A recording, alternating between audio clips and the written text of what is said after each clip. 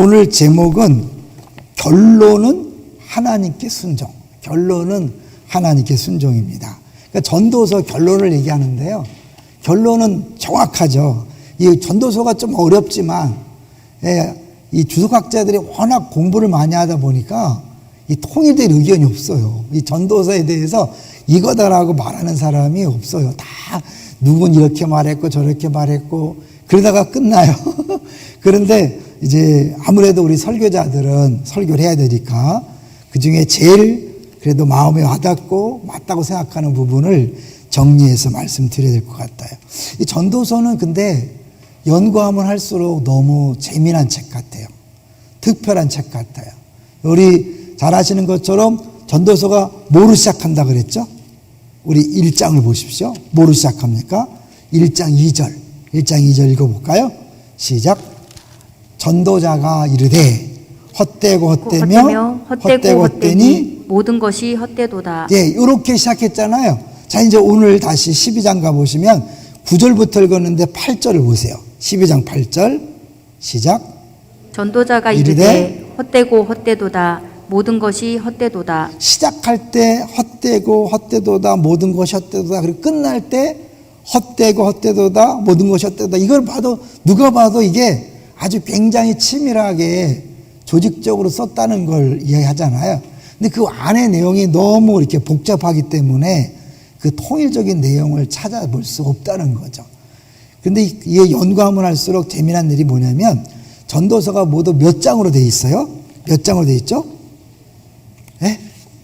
예, 12장으로 돼 있죠. 그 우리가 10이라는 숫자가요. 이제 뭐 G12라는 데도 있지만 12지파, 12사도, 12시간, 12달 이런 거에서 이 10이라는 개념이 굉장히 중요한데 전도서를 12장을 했다는 건 특별한 의미가 있겠다. 또 더 재미난 것은 전도서가 모두 몇 절로 돼 있다고 들었어요? 한 번도 얘기를 안 했죠? 몇 절일까요? 외우기 쉬워요. 222절이에요. 222절. 그러니까 딱 반으로 나누면 뭐예요? 111절이잖아요. 111절. 근데 여러분이 참고적으로 흥미를 유발하기 위해서 이제 이 헛되다라는 것이 원래 히브리어는 숫자로 계산이 되거든요. 숫자. 그래서 요게 숫자를 합치면 37이에요. 근데 헛되다가 3번 나오니까 곱하기 3하니까 얼마예요? 111을 확실하네요. 와, 누가 이렇게 빨리 계산했어요? 111이에요. 111. 아까 몇 절이라고 했어요? 222절. 그러니까 111 더하기 111. 딱 반이 111인데 이 헛되다가 그 글자 숫자를 하면 111이라는 거죠. 참 재밌잖아요. 그러니까 어떤 사람은 또 그 당시 뭐 절 구분이 없었는데 뭔 소리냐라고 하지만 주석학자들이 그래도 이거는 굉장한 의미가 있다라고 그렇게 이야기하는 거죠. 그 다음에 또 재미난 것은 1장 1절. 참고적으로 한번 우리 수요일이니까 보겠습니다. 1장 1절에 보면 다윗의 아들 예루살렘 왕 전도자의 말씀 그랬죠. 그 말씀, 이게 나바로 그런 건데 말씀인데 이 말씀이 수적 가치가 266이래요. 216. 그런데 우리가 지금 이 마지막 읽었던 9절부터 14절 빼면 6절을 빼면요. 뭐가 돼요? 6절을 빼면 딱 260 플러스 6절에 220이거든요. 그러니까 요게 말씀이란 숫자 값이 260인데 260절이다. 그리고 뒤에는 이제 붙은 거다 이렇게 얘기하는 거죠. 그러니까 12장이고 헛되다로 시작하고 헛되로 끝나고 요 절수나 그런 걸 보면 굉장히 치밀하게 했는데 아무래도 우리 우리 학자들이 이 깊은 의미를 못 찾아내는 것 같아요. 아마 좀 더 지나면 찾아낼 수 있지 않을까 그런 생각을 해봐요. 이제 오늘 12장의 결론을 보면 한마디로 12장 13절이 결론이에요. 12장 13절을 같이 읽어보겠습니다. 시작. 이의 결국을 다 들었으니 하나님을 경외하고 그의 명령들을 지킬지어다. 이것이 모든 사람의 본분이니라. 14절. 하나님은 모든 행위와 모든 은밀한 일을 선악간에 심판하시리라. 예, 그런데 요 13절을 새 번역으로 이렇게 번역한 거는 아주 쉬워요. 일의 결국을 다 들었으니 뭐예요? 할 말은 다 하였다. 내가 해줄 말 다 했다.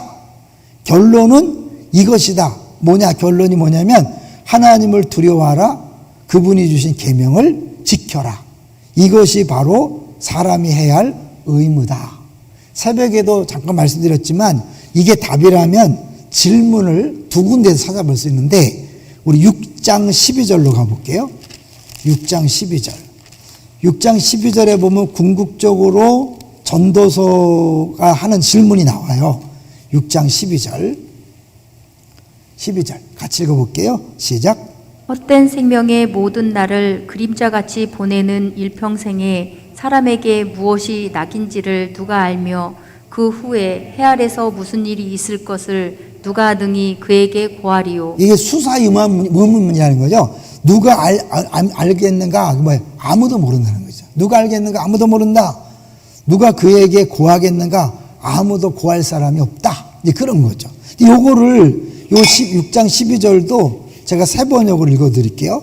새벽에는 한번 말씀드렸는데 그림자처럼 지나가는 짧고 덧없는 삶을 살아가는 사람에게 무엇이 좋은지를 누가 알겠는가? 무엇이 좋은지를 누가 알겠는가? 자, 우리 이 개역 성경을 보세요. 사람에게 무엇이 낙인 줄을 누가 알며, 낙이라는 표현이 뭐냐면 무엇이 좋은지를, 우리가 낙하면 기쁠 낙자만 생각하잖아요. 그죠? 희락할 때. 그런데 이 낙이라고 번역된 이것이 히브리어 토브예요. 토브. 좋다는 뜻인데 이게 전도서에 어마어마하게 많이 나와요. 그래서 우리 수요일 날 한번 같이 잠깐 보려고 그래요. 여러분 성경을 한번 쭉 찾아보면서 얼마나 전도서 기자가 이 토브란 단어를 많이 썼는지를 한번 보려고. 여러분 성경을 이렇게 찾아보세요. 찾고 아마 방송실은 따라보기가 쉽지 않을 텐데 한번 따라 보겠습니다. 자, 2장 1절에 이게 나오거든요. 바로 이제 읽겠습니다. 시작. 나는 내 마음에 이르기를 자 내가 시험 삼아 너를 즐겁게 하리니 너는 낙을 누리라 하였으나 보라 이것도 헛되도다. 예, 여기서 낙 똑같죠. 2장 3절이에요. 2장 3절 시작. 내가 내 마음으로 깊이 생각하기를 내가 어떻게 하여야 내 마음을 지혜로 다스리면서 술로 내 육신을 즐겁게 할까? 또 내가 어떻게 하여야 천하의 인생들이 그들의 인생을 살아가는 동안 어떤 것이 선한 일인지를 알아볼 때까지 내 어리석음을 꼭 붙잡아 둘까 하여. 여기서 뭘까요? 여기 선한 일인지가 똑같은 단어예요. 그러니까 선한 일이 무엇인지 알아볼 때까지. 그런가 하면 2장 24절 시작. 사람이 먹고 마시며 수고하는 것보다 그의 마음을 더 기쁘게 하는 것은 없나니 내가 이것도 본즉 하나님의 손에서 나오는 것이로다. 그의 마음을 더 기쁘게 하는 것. 그러니까 굉장히 다양하게 번역이 됐죠. 그 다음에 2장 24절 했죠. 2장 26절 시작. 하나님은 그가 기뻐하시는 자에게는 지혜와 지식과 희락을 주시나 죄인에게는 노고를 주시고 그가 모아 쌓게 하사 하나님을 기뻐하는 자에게 그가 주게 하시지만 그것도 헛되어 바람을 잡는 것이로다. 여기서는 그가 기뻐하시는 자, 그가 기뻐한다 할 때 그거예요. 창세기에서 창조한 다음에 보시기에 좋았더라. 이게 똑같은 말이 토브라는 말. 계속해서 기뻐하다, 즐거움이다, 선한 일이다, 또 더 나은 것이 뭔가 이런 표현을 쓴 거예요. 그 다음에 4장 3절로 가볼게요. 그 외에도 계속 3장 12절, 3장 13절, 3장 22절이 나오는데 4장 3절 볼게요. 4장 3절 시작. 이 둘보다도 아직 출생하지 아니하여 해 아래에서 행하는 악한 일을 보지 못한 자가 더 복되다 하였노라. 더 복되다. 이게 똑같은 단어예요. 그 다음에 4장 6절 시작. 두 손에 가득하고 수고하며 바람을 접는 것보다 한 손에만 가득하고 평온함이 더 나으니라. 더 나으니라. 그러니까 이렇게 다양한 표현이지만 결국 같은 히브리 단어를 써서 이 전도서 기자는 계속 이 더 나은 것, 더 기쁜 것, 더 좋은 것, 우리에게 유익한 것, 계속해서 그 질문을 하는 거죠. 인생에게 좋은 게 뭐냐? 진짜 좋은 게 뭐냐? 진짜 행복한 게 뭐냐? 이걸 끊임없이 질문하고 계속 탐색하는 거죠. 그러니까 이제 주일날 제목이 뭐였어요? 우리 설교 제목이. 네? 우리 이번에 그 외부 강사는 전도서 갖고 설교 안 했잖아요. 죄송해요. 그걸 얘기를 안 해서. 우리 전도서의 제목이 뭐였어요? 네? 뭐라 그러면 안 되겠죠, 그죠? 탐구하는 여행이었죠, 여행. 그러니까 끊임없이 이렇게 진짜가 뭔가에 대해서, 진짜 행복이 뭔가, 진짜 더 좋은 것이 무엇인가를 추구하고 질문해 나가는 게 전도서거든요. 그래 쭉 질문하고 보았다, 들었다, 깨달았다 계속 하는데 이게 그냥 내가 다 읽어보고 싶어. 왜냐하면 전도서 전체에 이 단어를 썼다는 자체가 이 전도서 기자가 뭘 추구하는지를 알 수 있잖아요. 그리고 나서 결론이 오늘 나와야 되니까. 근데 1장 3절로 가보시면 이 6장 이 12절의 질문과 일맥상통하는 질문이 1장 3절이에요. 1장 3절.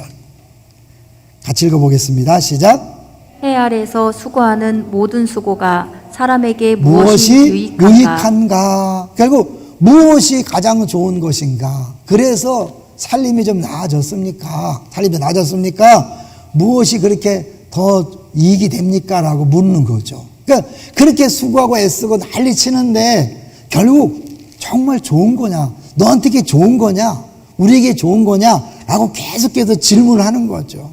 예, 즐거움에 대해서, 지혜에 대해서, 수고, 노동에 대해서, 정의로움에 대해서 세상에 있는 모든 것들을 다 점검하면서 진짜 인간에게 유익하고 행복한 게 뭔가를 계속 찾는데 자꾸 찾다 보니까 이런 세상의 모든 것들은 아무리 연구하고 애써도 답이 안 된다.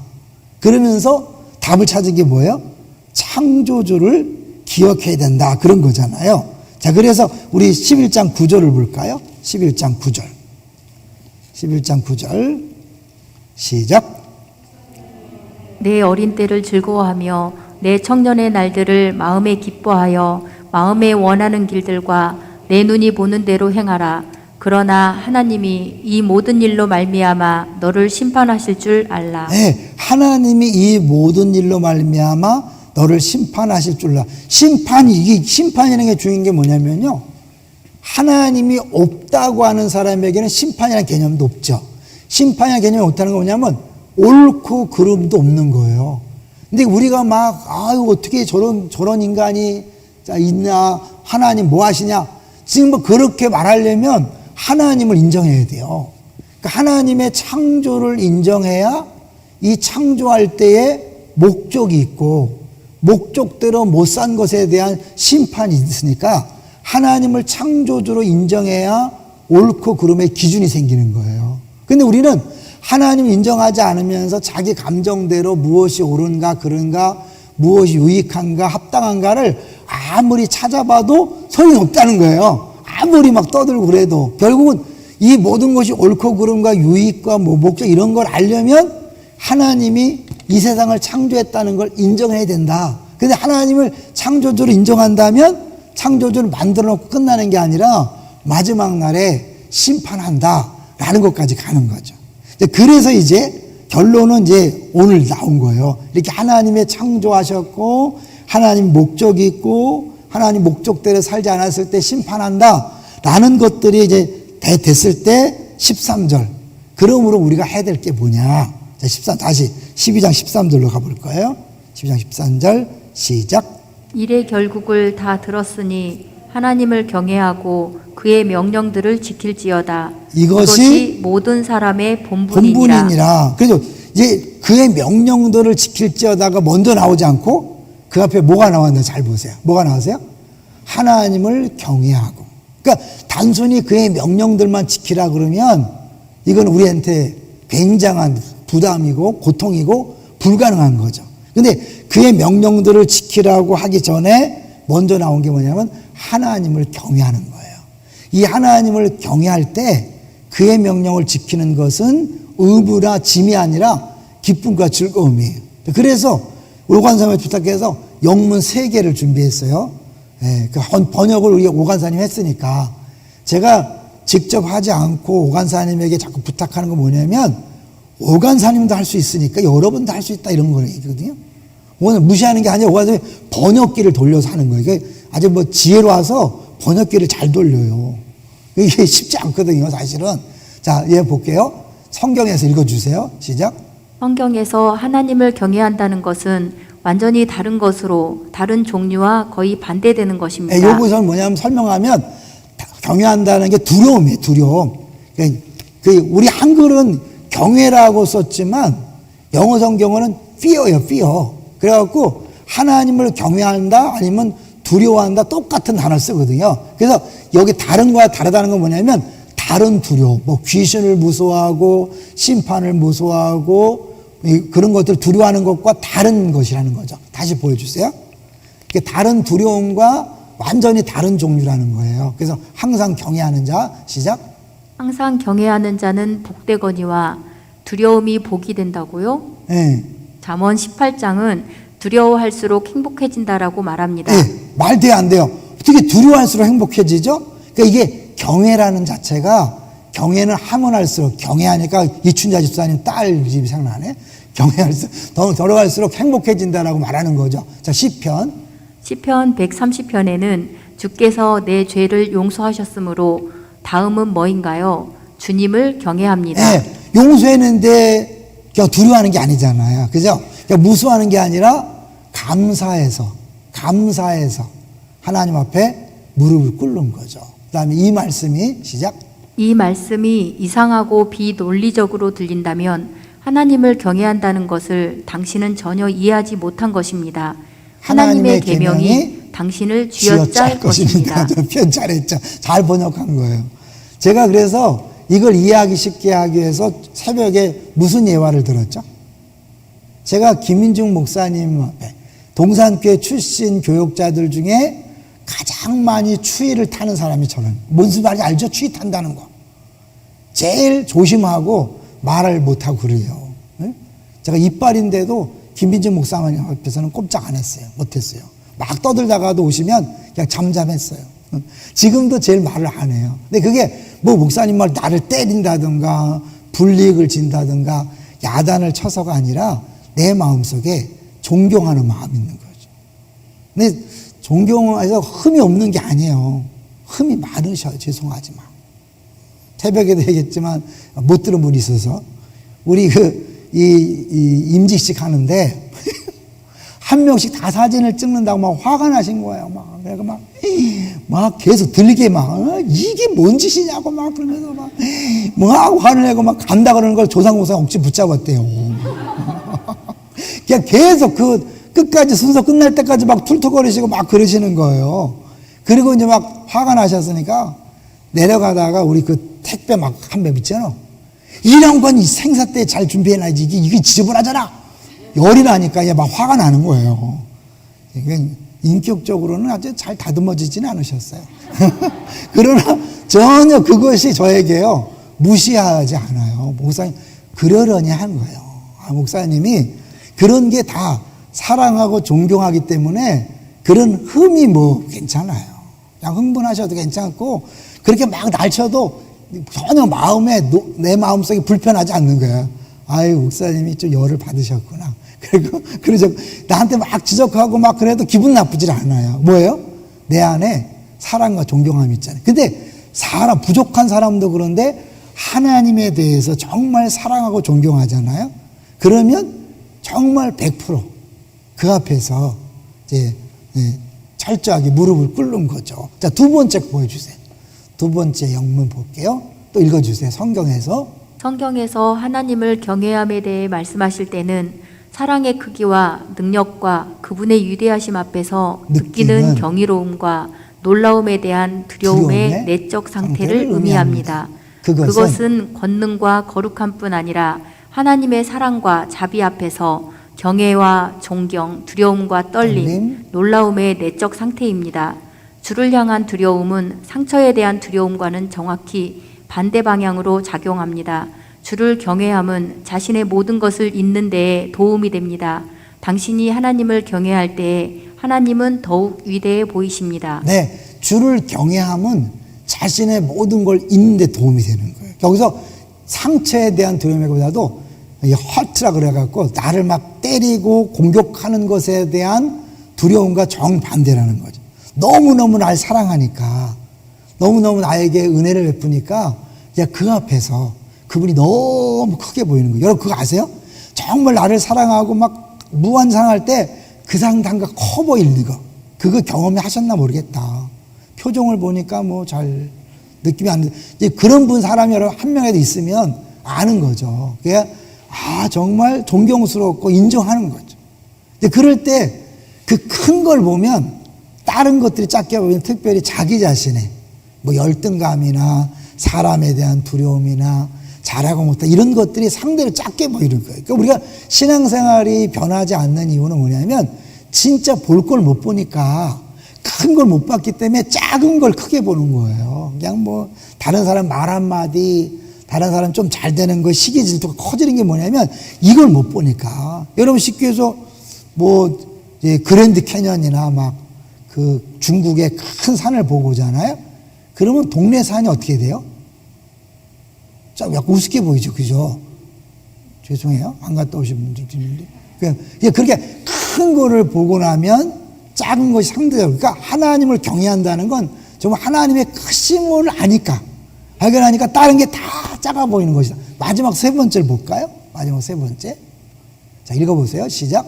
예를 들어 그분의 사랑과 영광에 두려워할 때 커 보이던 당신의 죄가 작은 것이 되고 그것을 잊을 수 있습니다. 그분의 지혜와 능력 앞에 두려움으로 설 때 당신의 문제들은 사소한 것들이 되어 사라질 것입니다.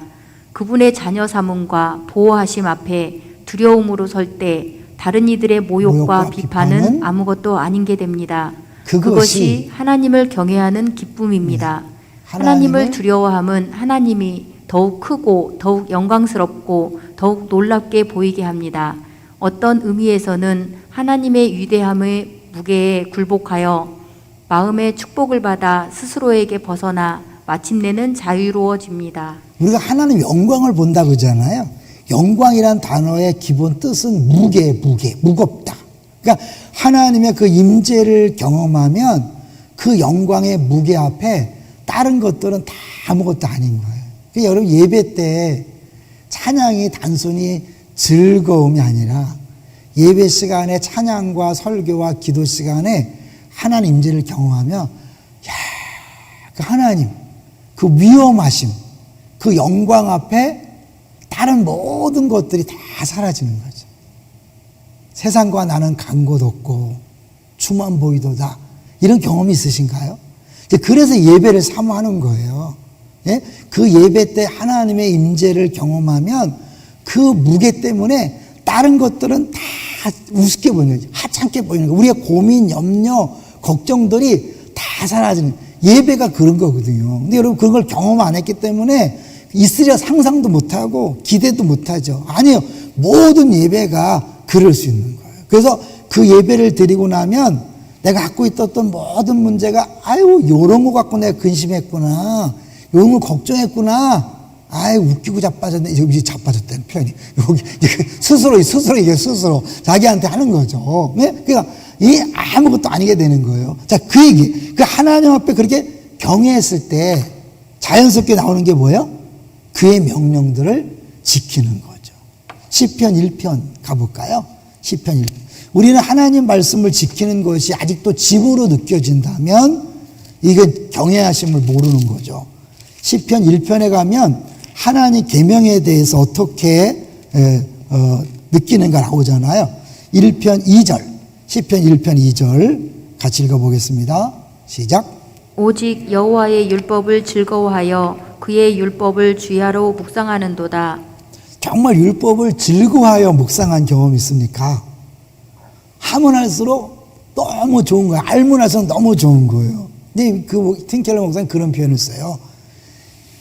교통 상황이 막 복잡할 때 헬기가 딱 떠서 전체를 보면서 교통 상황을 알려주면 어떻게 해요? 쉽죠. 하나님은 전지전능하시고 이 세상을 만드시고 우리를 만드신 분이에요. 그분은 다 아시는 분이에요. 믿습니까? 다 아시는 분이 가르쳐 주신 계명, 그건 뭐예요? 가장 우리에게 좋은 길이고 형통한 길인 거예요. 이걸 진짜 믿고 맛보면 그냥 하나라도 더 알고 싶은 거예요. 왜? 하나라도 더 알고 순종하는 것만큼 더 자유하고 행복하니까. 그런데 우리는 하나님 말씀이 여전히 부담스럽고 안 읽으면 벌 받을 것 같고 의무를 안 해. 여기 의무라 그랬으니까 여기 의무라는 거는 꼭 읽어야 된다 몇 장 그게 아니잖아요. 마땅히 하나님의 백성으로서 그렇게 하고 그 의무를 할 때 내 안에 진정한 행복과 자유가 있는 거잖아요. 이런 말씀대로 살 때 자유가 있는 거 아시죠? 쉽게 얘기해서 용서하라 그러는데 용서 안 하면 행복해요? 마음이 불편해요? 네? 용서 안 했는데도 마음이 막 행복하다? 그건 지옥 갈 사람이죠. 죄송하지만. 네? 불편해요, 여러분. 하나님이 용서하라 할 때는 우리의 행복을 위한 거예요. 서로 사랑하라 그럴 때 그것이 다른 사람을 위한 게 아니라 우리를 위한 거예요. 가장 유익한 것이고 가장 행복한 것이고. 믿습니까? 자, 그래서 이제 순종할 때 순종에는 두 가지가 있다. 우리 자주 얘기했는데 두 가지 방식이 있는 거예요. 첫 번째 방식과 두 가지 방식. 두 번째 뭐냐면 내가 순종하고 복종하면 하나님이 나를 받아주실 것이다. 나를 용납하실 것이다. 이게 있어요. 그러니까 순종 안 하면 지옥 갈까봐, 복종 안 하면 벌 받을까봐 무서워서 하나님 말씀을 대하는 사람이 있어요. 또 한 사람은 그냥 이미 하나님 나를 용납하셨고 사랑하셨기 때문에 기쁨으로 순종하는 거예요. 둘 중에 어떤 건가요? 이게 되는 사람은 시편 1편이 되는 거예요. 그래서 이게 안 되면요, 먼저 회개하셔야 돼요. 순종 못하는 걸 회개하는 게 아니라 끊임없이 내가 나의 방법으로 구원을 받으려고 하는 것을 회개하셔야 돼요. 그래서 하나님 내 죄를 용서해 주십시오가 아니라 내가 나의 구원자가 되려고 했던 것을 용서해 주십시오. 내가 끊임없이 말씀을 지켜서 벌받지 않고 지옥 가지 않고 구원받으려고 하는 마음이 있다면 내가 구원자가 되는 거예요. 내 행위로. 그 사람은 아직 구원의 기쁨을 모르는 거예요. 이미 예수님 때문에 나를 사랑하셨고 아들이 되게 하셨고 천국이 보장되었기 때문에 기쁨으로 순종하는 것. 이것이 행복인 거예요. 그러니까 먼저 회개할 것은 내 방법으로 신앙생활을 하려고 했던 것을 회개하셔야 돼요. 이 부분을 모르고 그냥 하나님 내가 거짓말했어요. 오늘 남편한테 화냈어요. 아내한테 짜증 부렸어요. 애한테 큰 소리 쳤어요. 이런 것도 회개해야 되지만 근본적인 회개의 문제는 내가 내 노력으로 잘 살아보려고, 내 노력으로 행복해 보려고, 내 노력으로 신앙생활 잘 해보려고 한 자체가 뭐예요? 그게 내가 구원자가 되는 거예요. 내 노력이. 근데 이미 구원받은 사람 복음이란 건 뭐냐면 내가 아무것도 안 했어도 다 받아주셨고 용서해줬고 사랑해줬기 때문에 그 사랑에 감격해서 기쁨을 하는 거예요. 또 이것에 맞는 예화를 가끔 드렸는데 그 우리 목사님 부부 얘기했죠. 딸 둘을 키울 때는 이분이 서울대를 나와갖고 이제 본인들이 공부를 많이 하신 분들은 자녀들이 고생해.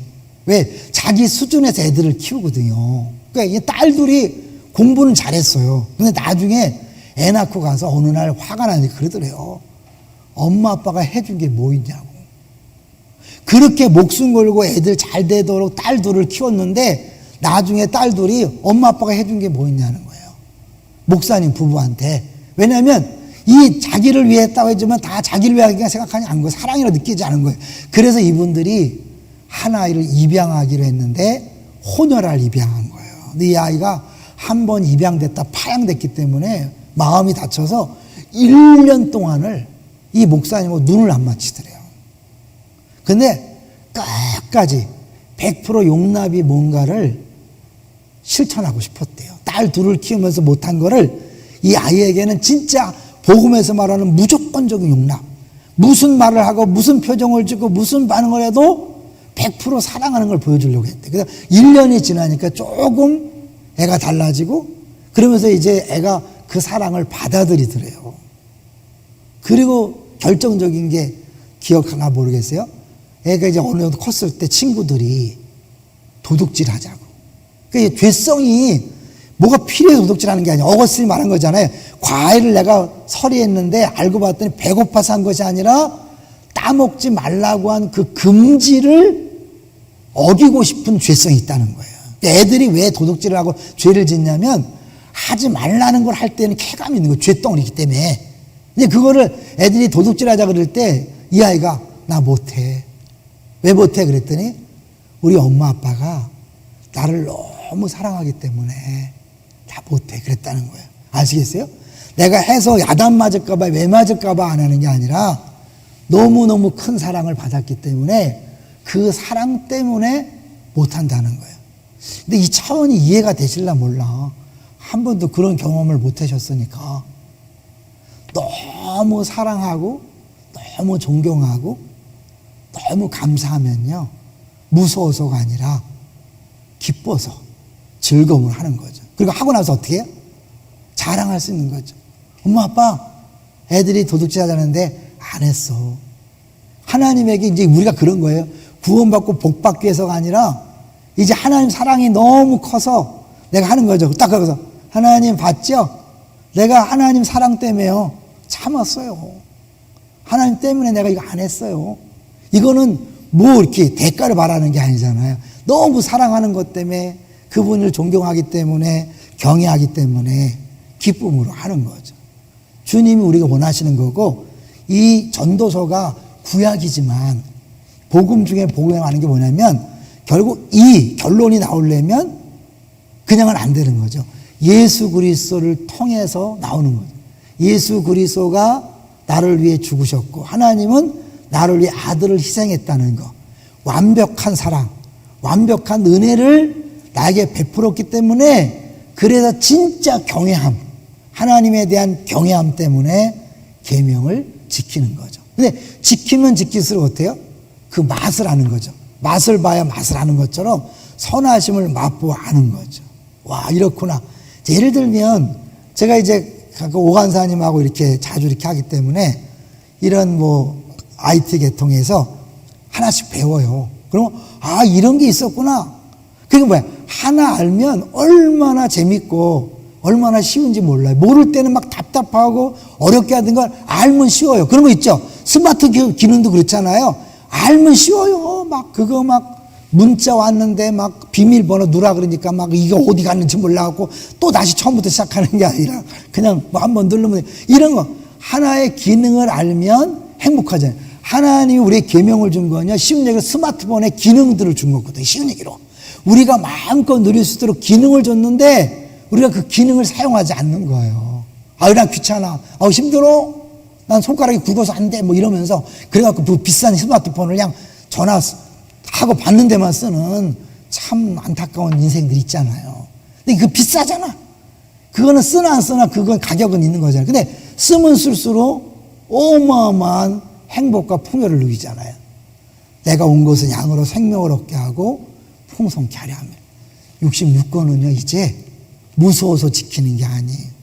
벌 받을까 봐 지키는 게 아니라 하나라도 제대로 알고 지키면 그 안에 행복이 있고 자유가 있고 기쁨이 있고 할렐루야.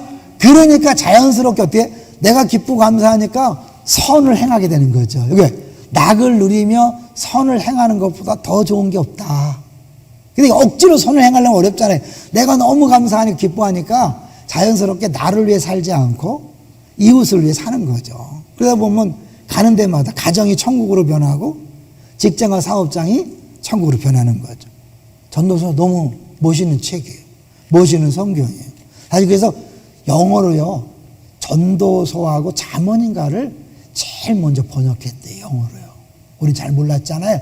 그만큼 이 전도서가 굉장히 중요한 책인데 우리가 잘 몰라서 저는 앞으로 이 전도서를 더 연구할수록 아마 더 진짜를 발견하게 될 것이다라는 그런 기대감이 있어요.